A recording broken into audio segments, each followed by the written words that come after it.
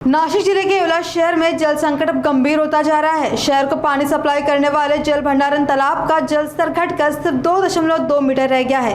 बारिश शुरू होने के बावजूद अपेक्षित वर्षा नहीं होने और बढ़ती गर्मी के कारण पानी की कमी बढ़ रही है। जल संकट को देखते हुए नगर परिषद के पानी का नियोजन करने हेतु अब 4 दिन में एक बार जलपूर्ति करने का फैसला लिया है। प्रशासन की ओर से नागरिकों से पानी का संभल कर उपयोग करने की अपील की है। इस संबंध में नगर अध्यक्ष राजेंद्र लोनारी ने जानकारी दी।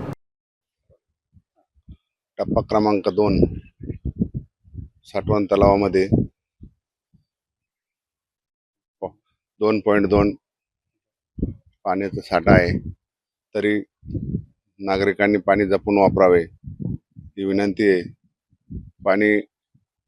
पाणीचं बाष्पीभवन होत आहे। उन्हाळा कडक आहे। पावसाची शक्यता लांबणीवर आहे। पाऊस लेट होण्याची शक्यता आहे। तरी नागरिकांनी त्याची दखल घ्यावी आणि नगर प्रशासनाला नगरपालिकेला सहकार्य करावं आणि भुजबळ साहेबांच्या व समीर भाऊच्या माध्यमातून विनंती करतो।